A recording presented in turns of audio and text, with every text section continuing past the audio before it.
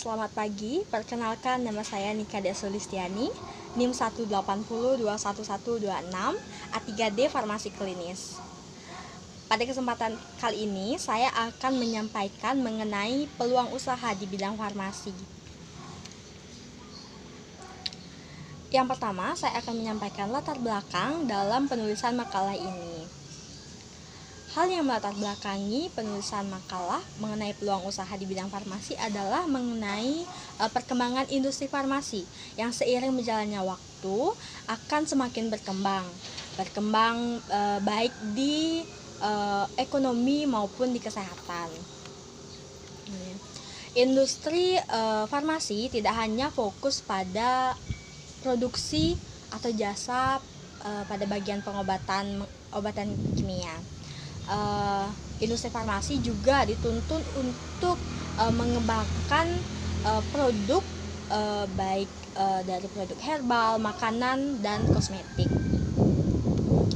Kemudian untuk pengembangan obat tradisional, hal yang melatar belakangi adalah saat ini konsumen lebih banyak berminat ke obat-obatan tradisional, karena yang kita ketahui bahwa konsumen itu kurang tertarik dengan penggunaan obat kimia karena dari rasa, kemudian dari bentuk sediaannya. Konsumen itu akan mempertimbangkan bagaimana dia saat mengkonsumsi obat kimia tersebut, misalnya rasa yang pahit, kemudian harganya yang lebih mahal daripada obat tradisional. Kemudian cara mengkonsumsi itu ada beberapa orang yang sulit menelan, dan solusinya itu adalah menggunakan obat tradisional. Di samping memiliki resiko efek samping yang minimal, obat tradisional memiliki harga yang lebih murah, dan kita juga dapat memanfaatkan bahan alam yang ada di sekitar kita.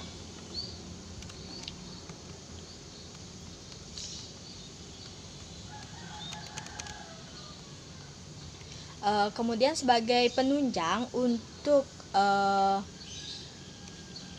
pengembangan usaha dalam obat tradisional, diperlukan support bagaimana kita juga harus dapat membudidayakan tanaman obat tradisional tersebut. Kemudian tidak hanya pengembangan obat tradisional yang ada di industri farmasi, mengenai makanan, kosmetik, dan simplisia, yaitu bahan obat yang kering yang bisa didistribusikan ke banyak tempat dengan waktu yang cukup lama. Dan simplisia itu adalah bahan obat yang bisa diawetkan. Pemasaran simplisia, kemudian pengembangan obat tradisional, pengembangan makanan, dan pengembangan produk kosmetika itu sangat diperlukan saat ini, sehingga industri farmasi saat ini memiliki peluang usaha dalam bidang tersebut.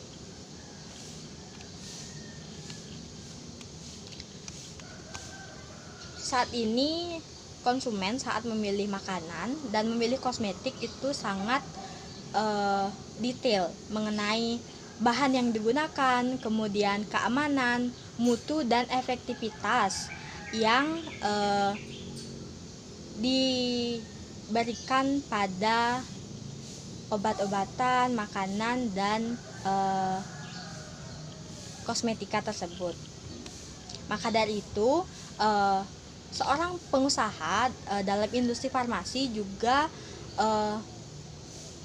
harus detail mengenai analisis peluang usahanya bagaimana agar kedepannya usaha tersebut dapat maju berkembang dengan pesat, dan konsumen akan sangat tertarik dengan pengembangan usaha dari kita. Kemudian selanjutnya langsung ke pembahasan. Yang pertama, peluang usaha budidaya tanaman obat. Tanaman obat adalah jenis tanaman yang sebagian atau seluruh bagian tanaman dapat dimanfaatkan sebagai pengobatan. Baik seperti jamu, ramuan ataupun bahan topikal yang dapat digunakan pada bagian kulit ataupun obat tradisional yang bisa kita minum. Kemudian strategi budidaya tanaman obat yaitu mengenai bagaimana kita memasarkan tanaman obat tersebut, baik dari sosial media, dari koran maupun dari brosur ataupun katalog. Kemudian kita juga memperhatikan bagaimana saat membudidayakan tanaman tersebut, kita memperhatikan pH, kemudian memperhatikan kelembaban, suhu, dan curah hujan, sehingga tanaman obat yang kita jual nantinya akan memiliki kualitas dan mutu yang terbaik.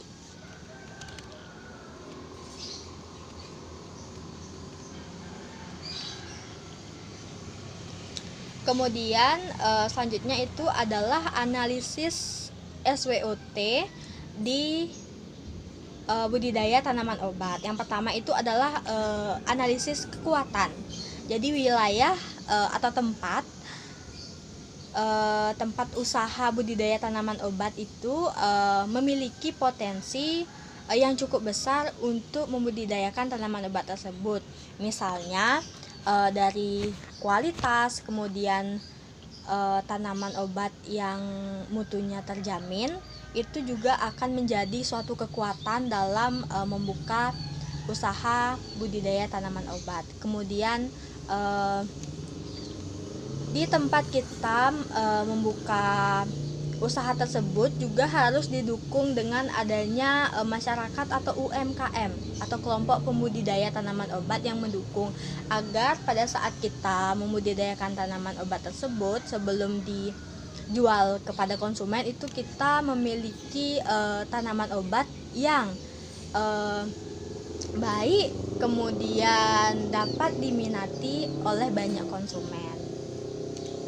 Kemudian ada inovasi mengenai jenis tanaman obat baru. Misalnya tanaman obat yang sebelumnya belum dikenal oleh masyarakat, itu juga bisa dikembangkan dan menjadi kekuatan dalam peluang usaha ini. Kemudian adapun kelemahan dalam usaha budidaya tanaman obat, yaitu pengembangan akan minat budidaya tanaman obat itu perlu ditingkatkan, karena secara umum kondisi tanaman herbal di suatu tempat itu masih dalam kategori yang cukup misalnya asing bagi masyarakat, seperti itu. Kemudian ada keterbatasan modal dalam membuka usaha tersebut, terutama modal yang dikeluarkan oleh pengusaha itu sendiri. Kemudian kualitas mutu tanaman obat misalnya yang masih kurang memenuhi standar, kita harus tingkatkan lagi agar bisa memenuhi standar. Kemudian peralatan dan teknologi yang terbatas, kemudian SDM atau tenaga kerja, misalnya petani, kemudian pelaku industri kecil yang masih rendah, sehingga pengetahuan atau keterampilan dalam membudidayakan tanaman obat tersebut itu masih kurang. Kemudian ada diperlukan pelatihan dan pembinaan, kemudian kurangnya saran informasi mengenai bagaimana membudidayakan tanaman obat tersebut dengan baik dan benar, agar menghasilkan tanaman obat yang dengan kualitasnya yang terbaik. Kemudian yang ketiga itu adalah peluang. Peminatan akan produk atau budidaya tanaman obat itu saat ini semakin meningkat. Yang kedua, adanya kerjasama para pelaku, misalnya petani, kemudian industri yang sebelumnya sudah pernah membuka usaha jual beli tanaman, kemudian terutama tanaman obat. Kemudian peluangnya itu mengenai kegiatan promosi pada saat mempromosikan jenis-jenis tanaman obat yang akan dijual. Kemudian yang keempat itu adalah ancaman dalam peluang usaha, yaitu belum adanya kebijakan atau pengembangan lokasi lahan-lahan yang khusus untuk budidaya tanaman obat. Kemudian dari tata ruangnya seperti apa. Yang kedua adalah ancaman pada saat musim tertentu, misalnya musim kemarau dan kekurangan air, itu akan menjadikan ancaman pada saat pemeliharaan tanaman obat tersebut, sehingga proses budidaya tanaman itu menjadi terhambat. Kemudian ada analisis STP dari budidaya tanaman obat. Yang pertama itu adalah segmentation. Dalam proses pemasarannya itu lebih meningkatkan segmentation geografis, demografis, dan psikografis. Tanaman obat itu biasanya dijual untuk dari usia remaja sampai dengan dewasa. Kemudian baik laki-laki maupun perempuan, dan dengan memperhatikan segmentation psikografinya berdasarkan gaya hidup dan karakteristik konsumen yang terdapat dalam wilayah itu. Yang kedua itu adalah targeting dalam perusahaan yang merupakan sasaran pasar itu seperti apa dalam memilih cakupan pasar secara penuh dengan melayani seluruh segmen pasar yang memiliki kriteria atau sesuai dengan sasaran pasar yang kita targetkan. Misalnya keinginan konsumen dalam memilih tanaman obat itu seperti apa, kemudian menjadi solusi bahwa dengan membeli tanaman obat dari pengusaha budidaya tanaman obat, kita dapat mendapatkan bahan obat yang baku dalam kondisi segar. Kemudian ada positioning yang dilakukan oleh perusahaan dengan menetapkan budidaya tanaman obat untuk menjaga dan meningkatkan kualitas hidup baik dalam kondisi ekonomi maupun kesehatan, sehingga diperoleh hal atau manfaat dari tanaman obat tersebut. Apakah dia memiliki efektivitas yang baik, kemudian apakah kualitas tanamannya baik atau tidak. Kemudian yang kedua itu adalah peluang usaha pemasaran Simplisia. Analisis SWOT dalam pemasaran Simplisia, yang pertama adalah analisis kekuatan produk. Simplisia itu terbuat dari bahan baku alam yang dikeringkan. Kemudian Simplisia tanpa penambahan pengawet dan dapat disimpan dalam waktu yang lama, dengan catatan Simplisia harus disimpan dalam ruangan yang kering atau tempat yang kering dan tidak lembab, sehingga Simplisia itu dapat awet atau dapat tahan lama. Harganya terjangkau, kemudian memiliki banyak sekali manfaat, dan bahannya itu mudah diperoleh. Kemudian ada analisis kelemahannya. Yang pertama itu memiliki image produk yang hanya untuk di kalangan dewasa dan orang tua. Penyimpanannya apabila tidak disimpan dengan baik akan cepat merusak produk. Kemudian yang ketiga, harus disimpan di tempat yang kering dan memiliki tampilan yang kurang menarik. Kemudian ada banyak pesaing dalam usaha produk Simplisia. Yang ketiga itu adalah peluang dalam pemasaran Simplisia. Simplisia dapat diolah menjadi berbagai bentuk sediaan obat, baik diminum maupun dapat digunakan secara topikal. Kemudian yang kedua, memiliki manfaat bagi kesehatan dan memudahkan kita untuk mendapat bahan pengobatan tertentu. Dan ketiga itu sebagai alternatif pilihan untuk mengganti persediaan obat bahan baku yang segar, itu dapat diganti dengan produk Simplisia. Kemudian yang keempat itu produk yang awet dan dapat disimpan lebih lama, sehingga pemasaran atau pendistribusiannya itu dapat secara luas. Kemudian meningkatkan kesadaran masyarakat untuk mengkonsumsi bahan-bahan alam dari Simplisia tersebut tanpa harus kita memperoleh bahan baku segar terlebih dahulu. Kemudian ada yang keempat itu adalah ada analisis ancaman. Banyaknya pesaing produk sejenis Simplisia yang sudah dikembangkan di Indonesia terutama.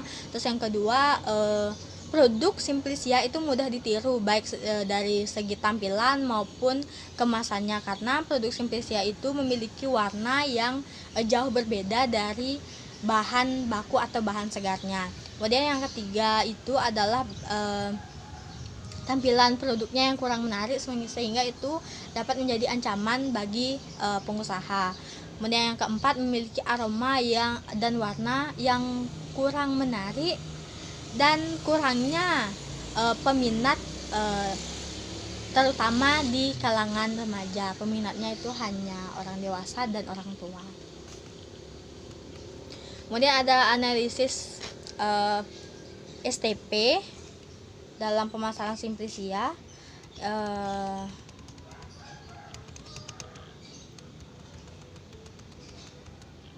Pemasaran Simplisia itu adalah konsumen yang tinggal di perkotaan, di kabupaten ataupun di desa. Kemudian dari usia dewasa dan lansia, baik laki-laki maupun perempuan, dengan mempertimbangkan gaya hidup konsumen seperti apa, kemudian kepribadian konsumen, serta mempercayai solusi untuk memperoleh bahan obat itu dengan mudah dengan cara membeli Simplisia dari pengusaha Simplisia obat. Kemudian targeting adalah untuk menetapkan sasaran pasar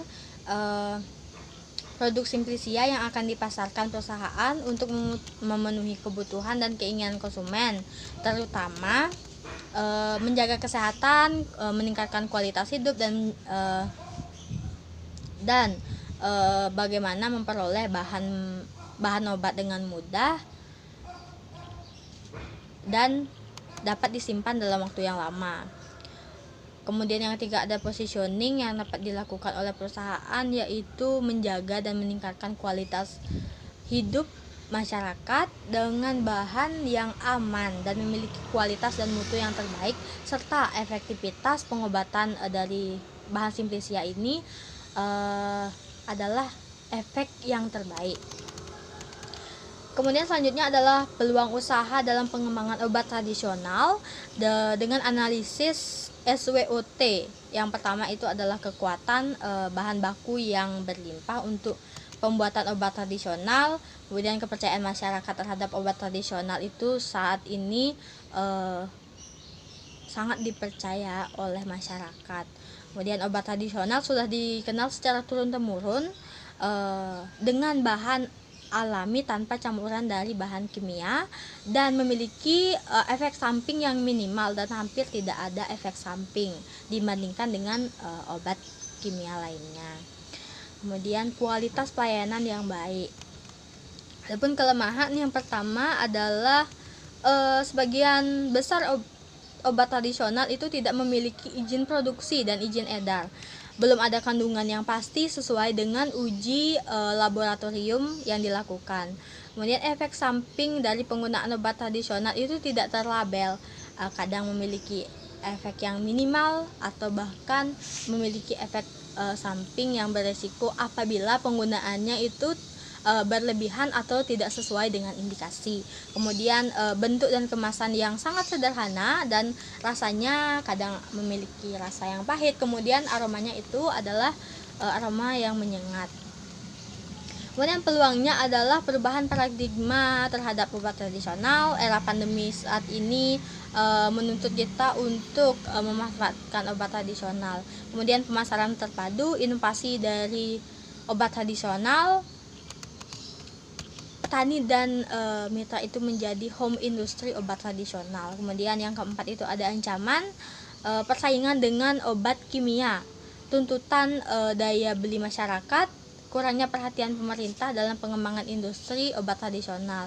Kemudian fluktuasi harga bahan bakunya itu akan semakin mahal. Terdapat medis yang belum menerima obat tradisional sebagai alternatif pengobatan pasiennya. Kemudian ada analisis STP dari obat tradisional. Segmentation itu untuk semua kalangan, baik dari bayi, anak-anak, remaja, dewasa hingga lansia.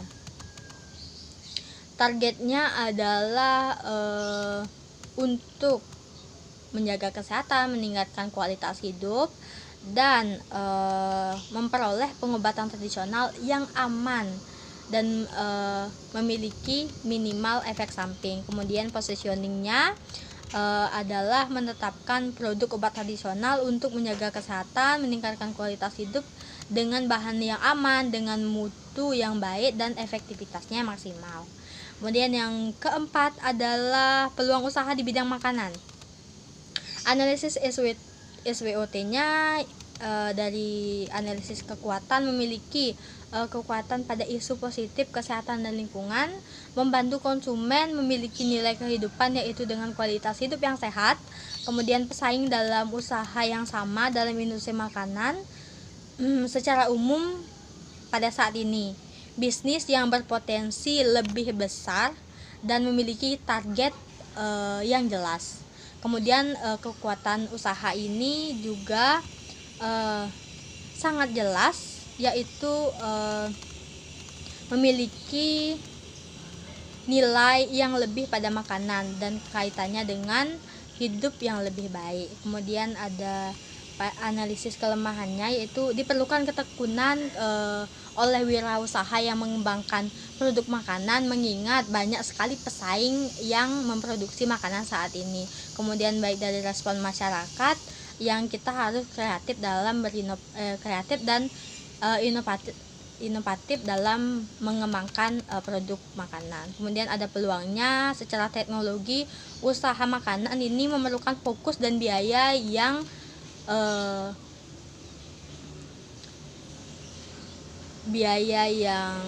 dikatakan bisa saja minimal, namun menghasilkan keuntungan yang lebih besar. Kemudian supply dari bahan baku makanannya itu sudah banyak, dan lifestyle konsumen saat ini juga mendukung. Kemudian ada ancaman dalam peluang usaha makanan, yaitu pesaing yang tidak hanya sesama wirausaha dari makanan tersebut, ada juga dari pesaing makanan, misalnya makanan yang khusus organik, kemudian ada khusus healthy food seperti itu. Kemudian perilaku konsumen yang mungkin saja berubah dalam perilaku konsumen, seperti kadang percaya dan kemudian besoknya kadang konsumen berubah pikiran ke produk yang lain. Kemudian analisis STP, segmentationnya itu untuk semua kalangan, baik untuk semua kalangan usia, baik perempuan maupun laki-laki, dengan mempertimbangkan kebutuhan makanan seperti apa yang dibutuhkan masyarakat pada wilayah itu. Kemudian targetnya adalah untuk menjaga, yang pastinya menjaga kualitas hidup, kemudian pemenuhan asupan nutrisi untuk menjaga kesehatan dan meningkatkan imunitas tubuh. Kemudian positioning yang dilakukan perusahaan yaitu menetapkan produk makanan untuk menjaga dan meningkatkan kualitas hidup dengan bahan baku yang aman serta memiliki kualitas yang baik. Kemudian yang terakhir adalah peluang usaha di bidang kosmetik. Yang saat ini kosmetik itu sangat diperlukan terutama di kalangan wanita. Analisis SWOT yang pertama itu analisis kekuatannya produk kosmetik yang dijual saat ini memiliki peluang yang besar dengan bahan atau kandungan zat yang digunakan itu yang terkandung adalah yang aman, kemudian kualitasnya terbaik dan memiliki efek yang maksimal apabila digunakan. Kemudian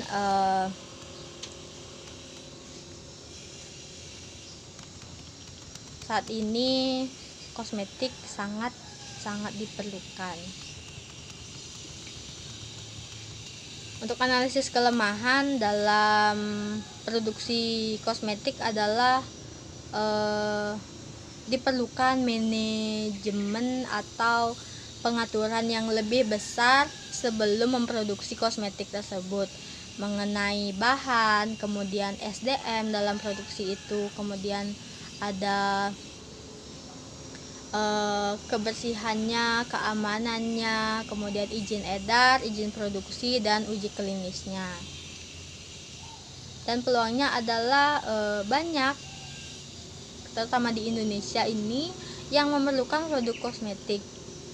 Tidak hanya pada wanita, pria juga saat ini sangat memerlukan kosmetik karena kesehatan kulit saat ini sangatlah penting untuk menjaga estetika dan penampilan kita.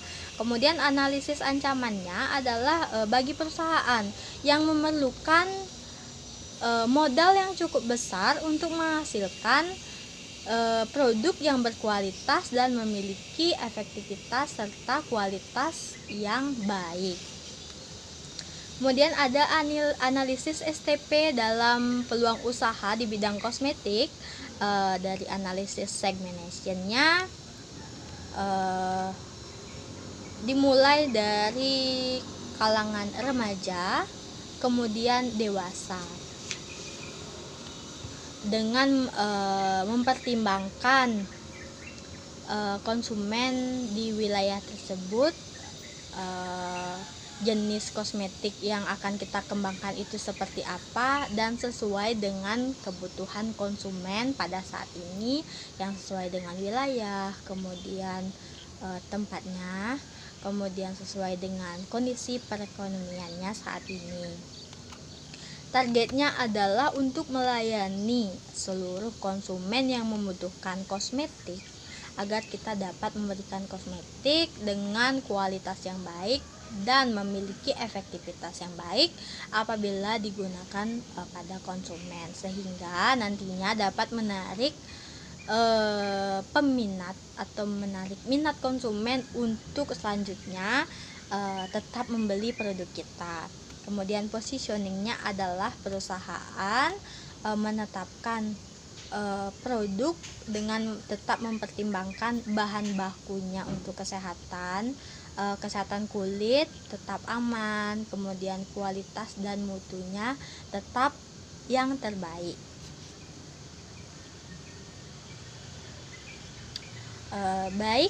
Sekian pemaparan dan presentasi dari saya. Apabila ada kekurangan atau kesalahan penyampaian, saya mohon maaf dan terima kasih atas perhatiannya. Semoga hal yang saya sampaikan pada kali ini memiliki manfaat bagi kita semua, memiliki dapat meningkatkan pengetahuan bagi kita semua mengenai peluang usaha dan bagaimana kita mengembangkan usaha agar lebih berkembang, lebih maju, dan memiliki konsumen yang sangat banyak. Sekian presentasi dan pemaparan dari saya. Saya ucapkan terima kasih dan selamat siang.